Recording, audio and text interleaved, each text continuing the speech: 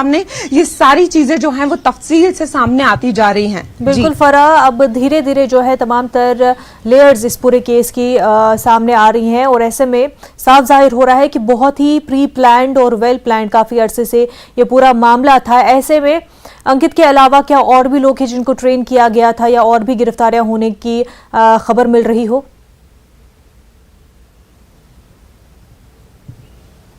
जी बिल्कुल, देखिए पूरी तरीके से ये प्री प्लान था। मैंने आपको बताया पिस्टल, कारतूस तो मिले थे, उसके साथ मोबाइल हैंडसेट्स मिले थे।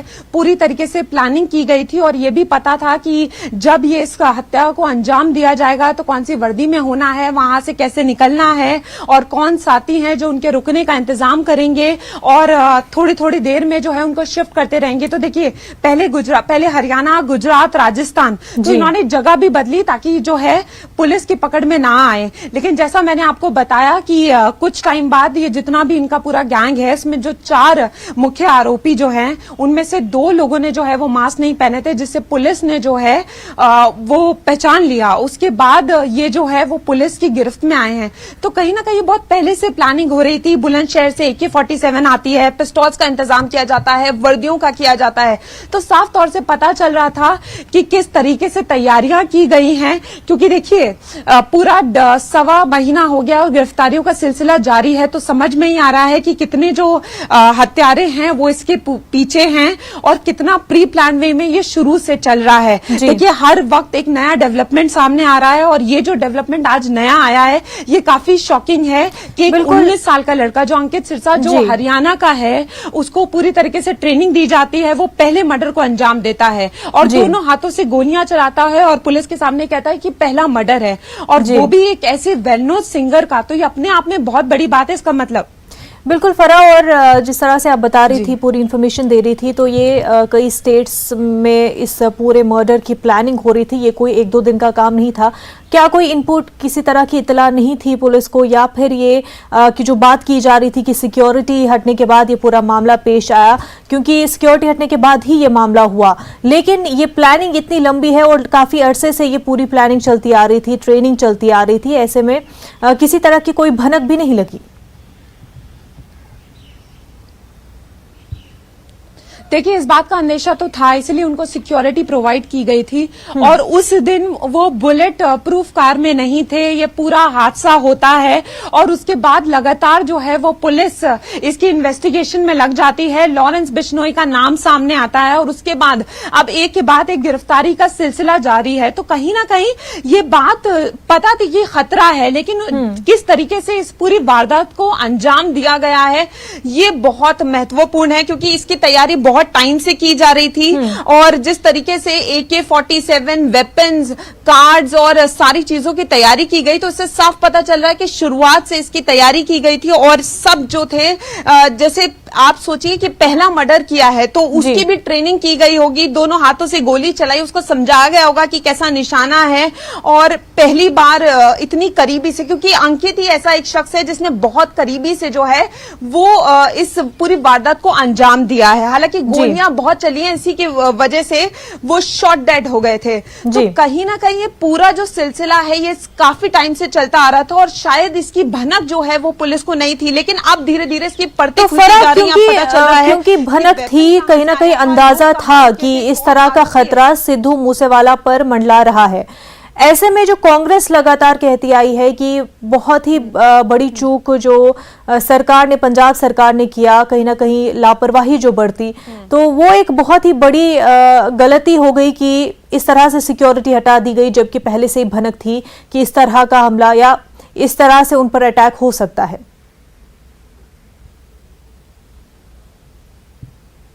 देखिए आप इस पूरी चीज को समझिए तो एक दिन पहले सिक्योरिटी हटती है और उसके नेक्स्ट दिन इतना बड़ी वारदात हो जाती है और इस बात का अंदेशा शुरू से था, इसलिए वो सिक्योरिटी दी गई थी। और इसी को कांग्रेस ने बार बार उठाया कि कहीं ना कहीं ये सब जो हुआ है ये पंजाब गवर्नमेंट का फेलियर है, वहां की पुलिस का फेलियर है, कि सबको आशंका थी कि ऐसा कुछ अंजाम हो सकता है और ऐसा हुआ भी।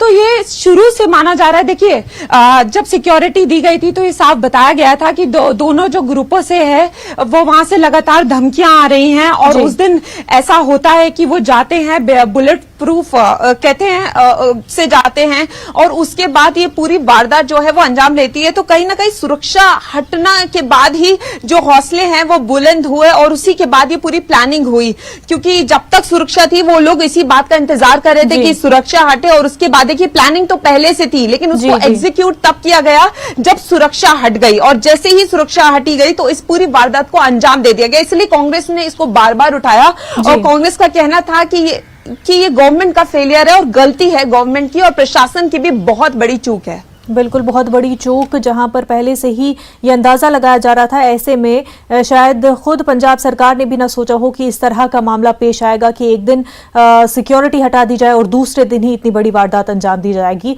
फराह, बेहद शुक्रिया तमाम तर तफसीलात के लिए। तो नाजरीन, आगे बढ़ते हैं। एकनाथ शिंदे का सितारा उरूज पर है। वो एक बाद एक महाज पर जीत दर्ज कर रहे हैं। उन्होंने आज असेंबली में अक्सरियत साबित कर दी। शिंदे को 164 वोट हासिल हुए जबकि ऑपोजिशन के हक में 99 वोट पड़े। आज एकनाथ शिंदे ग्रुप में शामिल हुए शिवसेना रुकने असेंबली संतोष बांगड़ ने शिंदे हुकूमत की हिमायत में वोट दिया। वोटिंग के दौरान कुछ शोर शराबा भी हुआ। ऑपोजिशन की जानिब से ईडी के नारे लगाए गए। जराये के मुताबिक कांग्रेस लीडर कैलाश गोरंटियाल ने कहा कि सियासत में पहले साम दाम दंड भेद जरूरी था लेकिन अब ईडी, सीबीआई और गवर्नर जरूरी हो गए हैं। नायब वज़ीर आला देवेंद्र फडणवीस ने मुखालफिन पर पलटवार करते हुए कहा कि हाँ, ये ईडी हुकूमत है। एकनाथ और देवेंद्र की वोटिंग के अमल में महाविकास अघाड़ी के 8 अरकान असेंबली शामिल नहीं हो सके।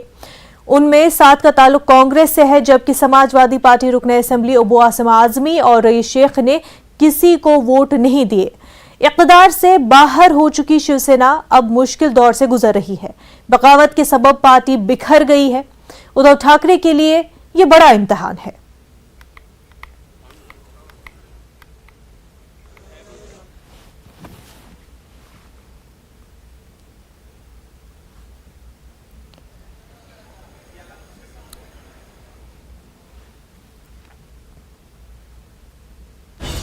इस वक्त की बड़ी खबर आपको बता दें, महाराष्ट्र की सियासत में बड़ा बदलाव देखने को मिल रहा है। बड़ी खबर आपको बता रहे हैं, एनसीपी के पास होगा ऑपोजिशन लीडर का ओहदा। अजीत पवार को बनाया गया है ऑपोजिशन लीडर। तो बड़ी डेवलपमेंट सियासत के हवाले से साबिक उद्धव हुकूमत में अजीत पवार नायब वजीर आला थे। तो महाराष्ट्र की सियासत के हवाले से आपको ये बड़ा बदलाव बता रहे हैं जहां पर अब एनसीपी के पास ऑपोजिशन के लीडर का ओहदा होगा। अजीत पवार ऑपोजिशन लीडर बनाए गए हैं। इससे पहले उद्धव ठाकरे हुकूमत में नायब वज़ीर आला थे अजीत पवार। अब चूंकि हुकूमत पलट गई है, देवेंद्र एकनाथ की हुकूमत आ गई है, जैसे कि देवेंद्र फडणवीस ने कहा अब ईडी की हुकूमत है। ऐसे में अब एनसीपी के पास ऑपोजिशन का ओहदा आ गया है। ऑपोजिशन का लीडर अजीत पवार बनाए गए हैं। असेंबली में एकनाथ शिंदे अपनी अक्सरियत साबित कर चुके हैं। उसके बाद आपको बता दें कि अब ऑपोजिशन के लीडर के तौर पर अजीत पवार को चुना गया है।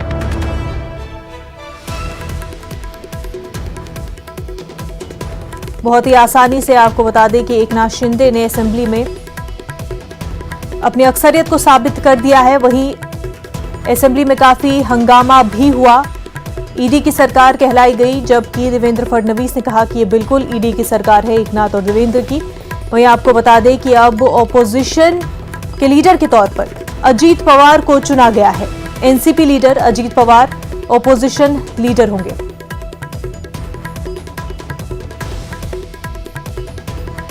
हमारे साथ हमारे नुमाइंदे सर्वे